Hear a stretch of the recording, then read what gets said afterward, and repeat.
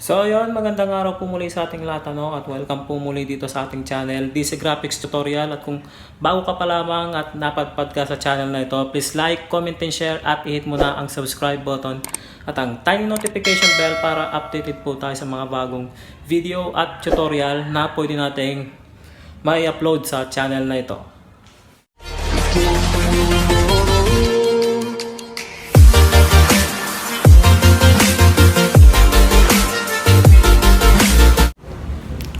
So for this video tutorial so i-share ko sa inyo paano ako maglinis ng aking system unit ng aking computer.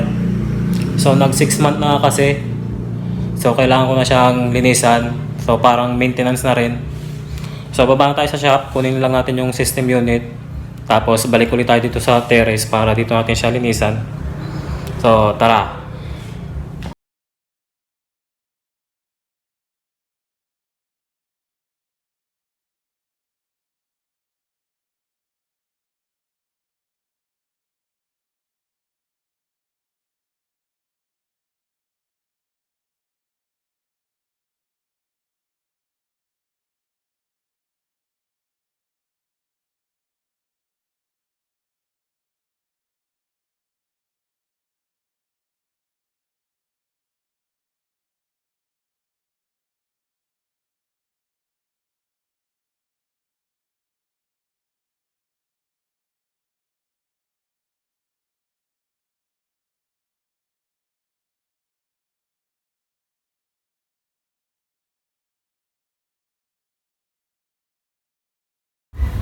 So ayun dito na tayo ulit sa terrace. So ito na yung ating system unit na kinuha natin dun sa shop sa ilalim. So ito yung system unit so malimit kasi naririnig ko yung tawag nila dito CPU. So hindi po yung tama kasi yung CPU o Central Processing Unit, yun po yung isang part ng system unit so yun yung pinaka brain ng ating system unit para gumana yung ating mga computer So mamaya papakita ko sa inyo yung itsura ng CPU. So gagawin natin dito lilinisan muna natin siya. So yung ginagawa kong paglilinis nitong system unit so tinatanggal ko isa-isa yung part, yung mga component. Pero hindi naman lahat, yun lang talaga sa mga component na kailangan lang talagang tanggalin para mapunasan o malinisan, ganun. So simulan na natin.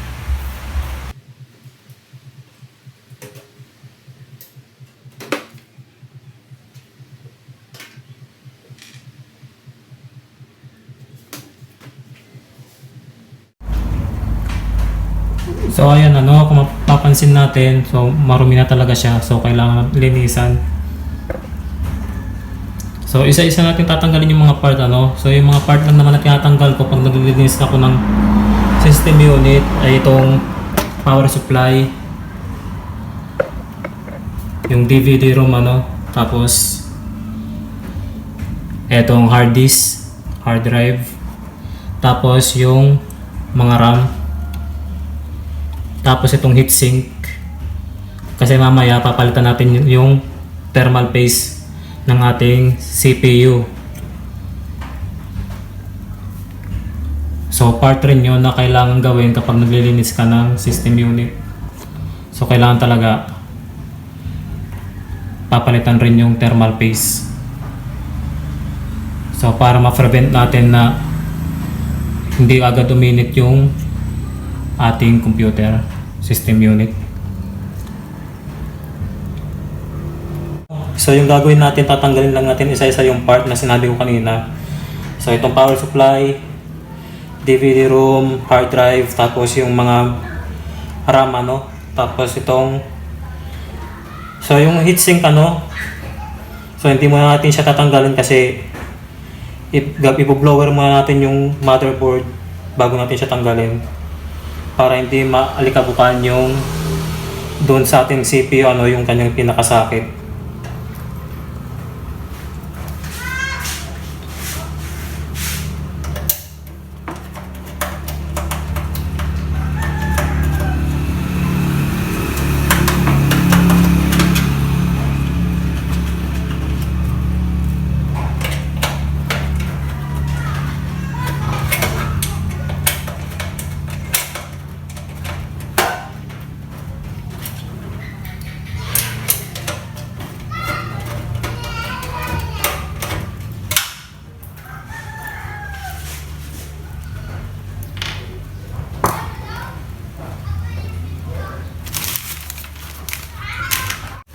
So yung proper pala dapat nito, no, pag naglilinis tayo ng system unit, dapat nakasuot tayo ng anti-static wrist strap. So wala nga ako nun, ano, so naiwan ko dun sa bahay namin. So wala akong stock dito sa shop.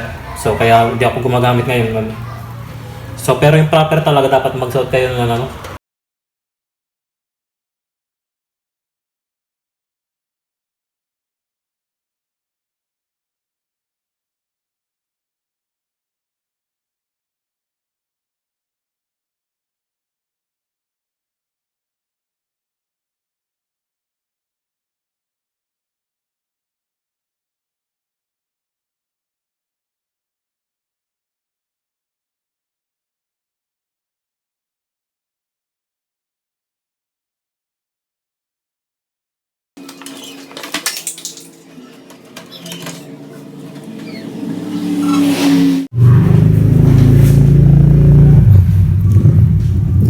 So pag natanggal natin yung mga ibang component, ano, so i-blower muna natin tong motherboard. Patay na rin yung mga part na hindi ko natanggal. So bago natin siya i-blower, i-hold muna natin itong fan, ano, para hindi siya umikot habang pinoblower natin.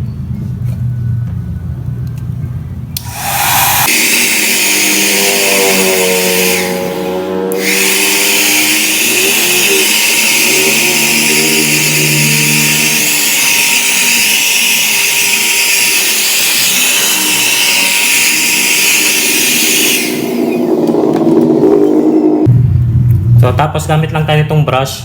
So pili tayo ng brush, ano, na soft lang yung kanyang mga, parang ganito, kanyang pinaka brush, ano, soft lang. Hindi tayo pipili ng brush na matitigas yung kanyang mga, parang ganito, ano, so hindi ko alam tawag dito. Tapos babrush natin yung ating mga hindi pa natanggal na mga likabok, ano.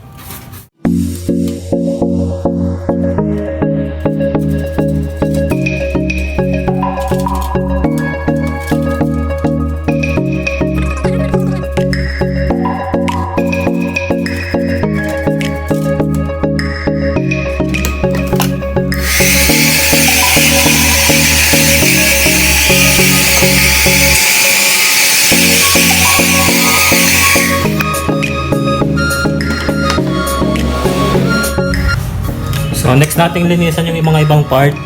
So kagaya nitong power supply.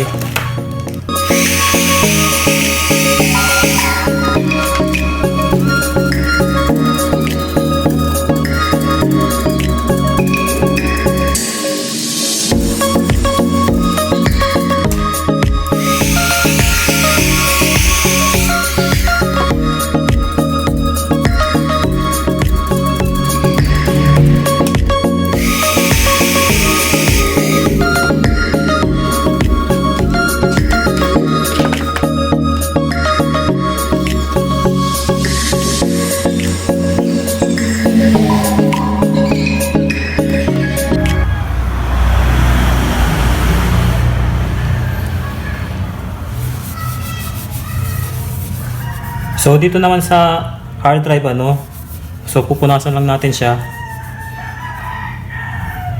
So wag po natin hahawakan yung parte nito, no, sa pinaka board niya ng ating hard drive. So mga sensitive kasi yung mga ganyang part ng hard drive.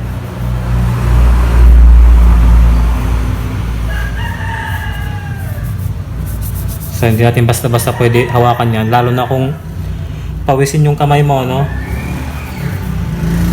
So pasmado ka nga, so hindi pwede yun. So dito naman sa RAM, ano, so hindi rin natin basta-basta pwede hawakan dito sa part na to.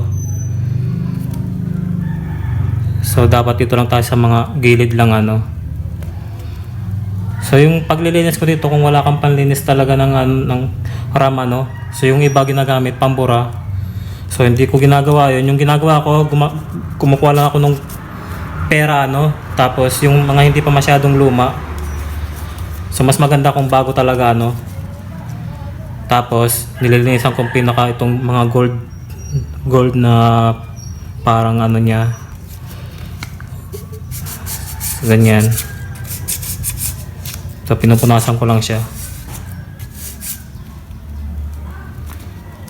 So makikita nyo may mga parang itim-itim ano na nakuha dito sa mga gold chip ng ating RAM.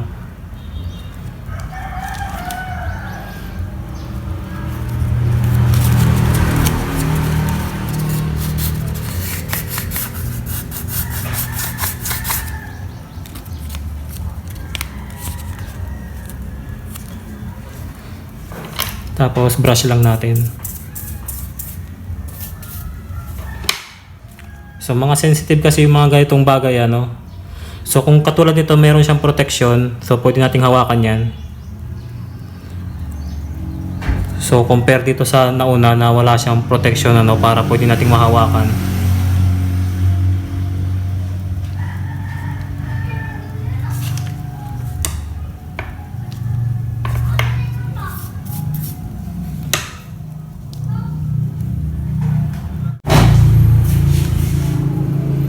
So pagkatapos natin siyang i-blower ano, so ma-brush yung mga maalikabok na mga dumapo dito sa ating motherboard ano, at mga ibang component.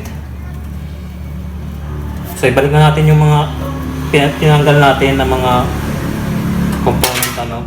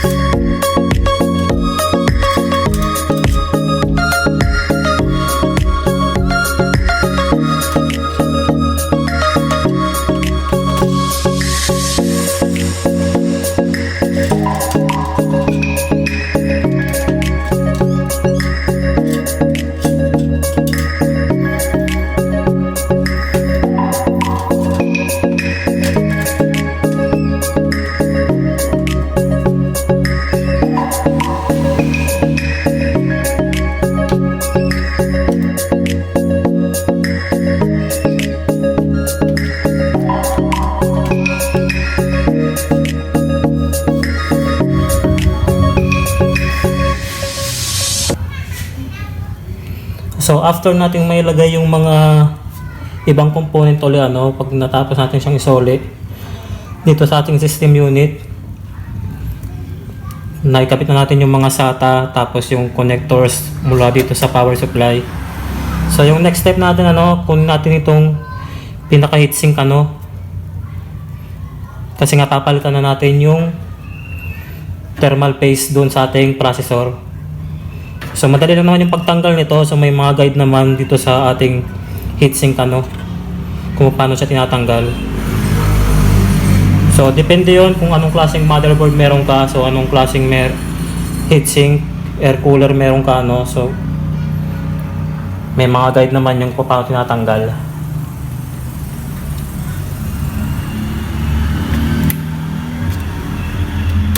So sa mga ganitong type, so iniikot lang naman itong mga clip niya no, yung pinaka lock.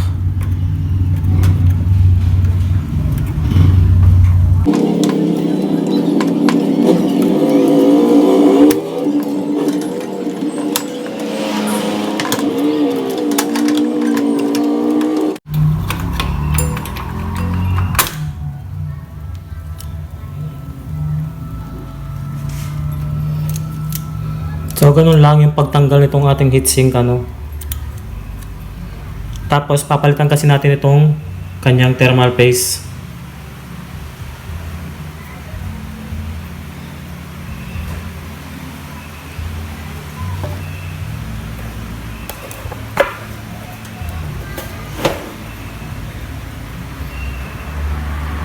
So ito yung ating pinaka CPU, yung sinasabi natin CPU, Central Processing Unit. So tatanggalin natin siya. Yung pagtanggal sa kanya, so may lock dito sa ilalim. So ipupush lang natin. Parang ganyan. Para may angat natin yung pinaka-lock niya,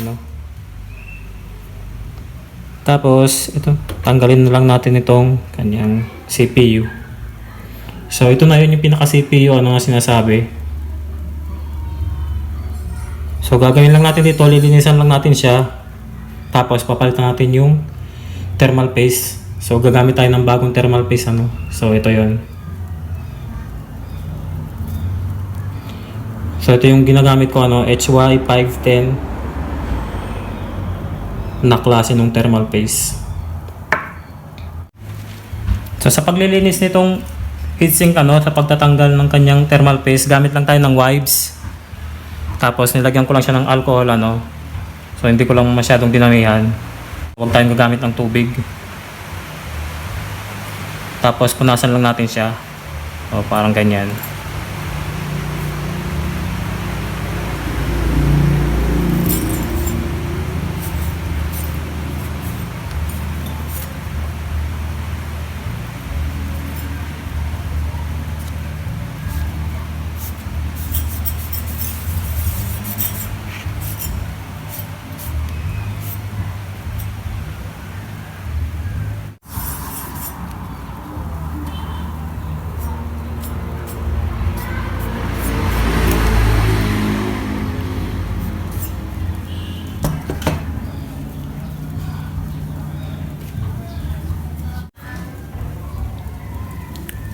So, ganun din dito sa ating processor.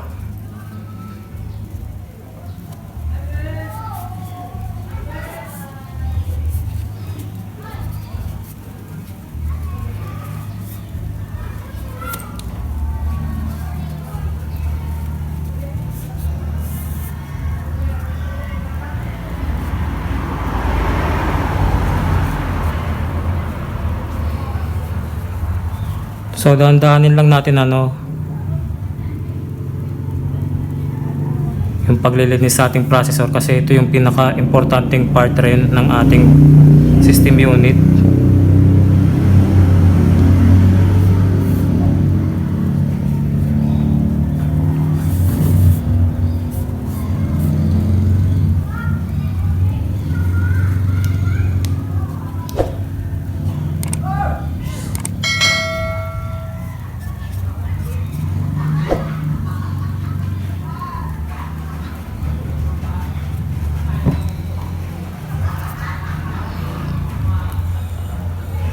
So yun, ganun lang kung paano ko tanggalin yung thermal paste,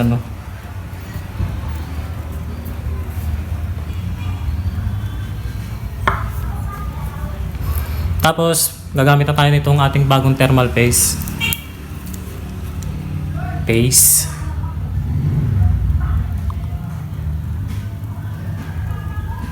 So ayan. So gumawa lang ako ng pinaka scoop,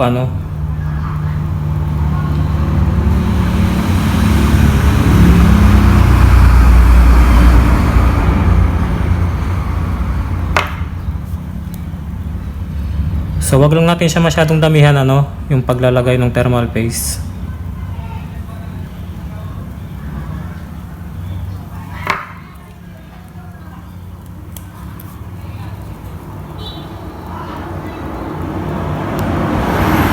Parang ganyan lang.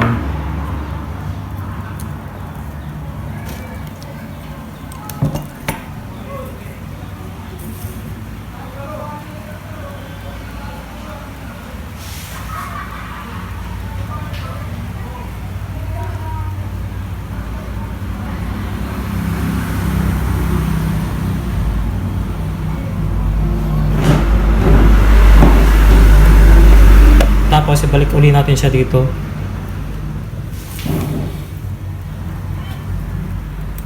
sa kanyang socket ano. So ipatong lang natin siya, wag natin siyang idiin ano, kasi yung magdidiin na sa kanya itong pinaka lock.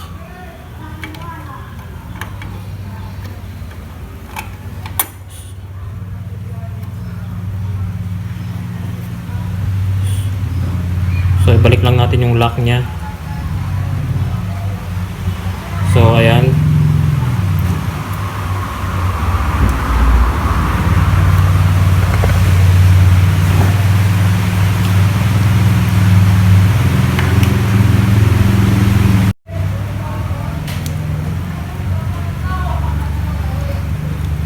Kapag nalinisan na natin siya, so pahiran lang natin siya ng thermal paste. So hindi na marami ano yung ipapahid natin. So parang konti lang naman, pang contact lang dun sa thermal paste na nilagay natin sa processor.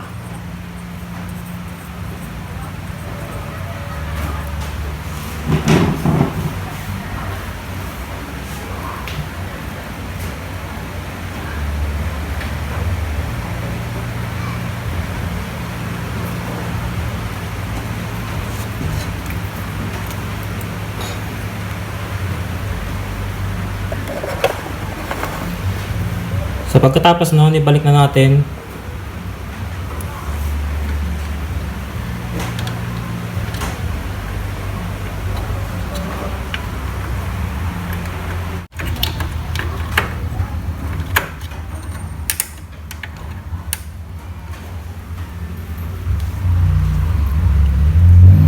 So yan, parang ganyan. Tapos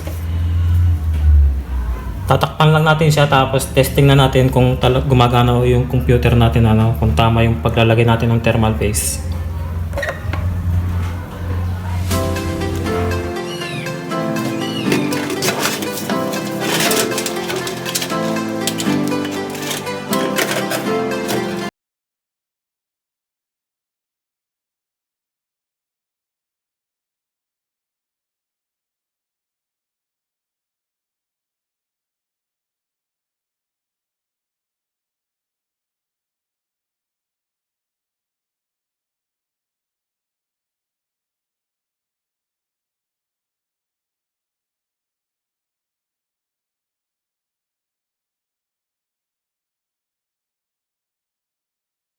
Natin yung ating system unit.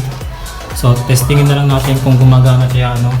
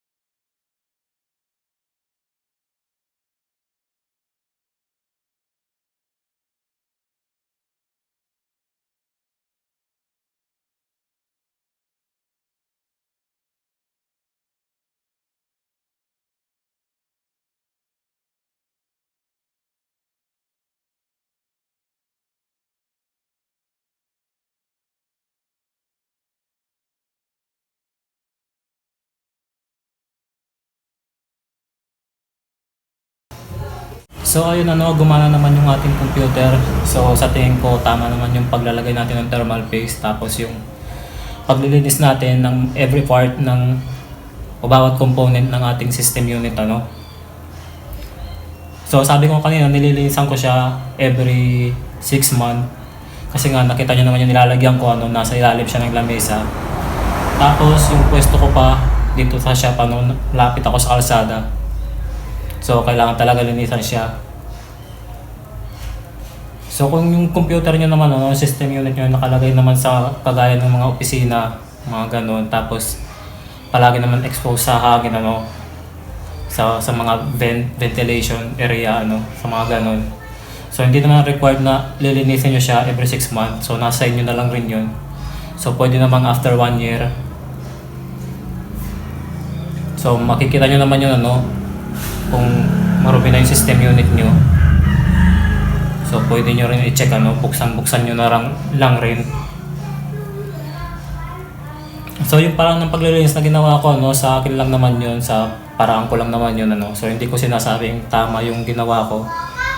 So nasa inyo na lang rin yun kung susundin nyo So sana nakapagbigay ako ng konting tips o idea kung paano ko linisin yung system unit. So ganun lang naman yung ginagawa ko, parts by parts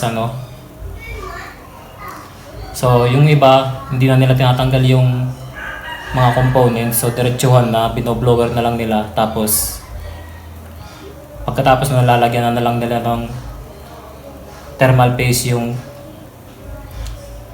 CPU, yung Central Processing Unit. So pinapalitan nila ng thermal paste. So diretsuhan na yun. Pero yung sa akin, so every component nila tinatanggal ko muna para mas malinisan ko siya ng maayos. So hanggang doon na lang, sana nakapagbigay ako ng konting tips o idea kung paano maglinis ng system unit. Para, lalo na dun sa mga beginners rin na di pa naka-experience na maglinis ng ganitong klase ng component ng system unit.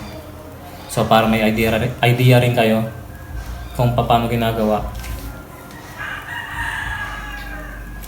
So hanggang doon na lang So sana subaybayan nyo pa yung mga susunod na video natin gagawin sa channel na ito na pwede natin may upload. Makapagbigay naman tayo ng konting kaalaman sa mga gustong matuto ng mga ganitong bagay-bagay So hanggang doon na lang, this is Graphics Tutorial signing off. Peace!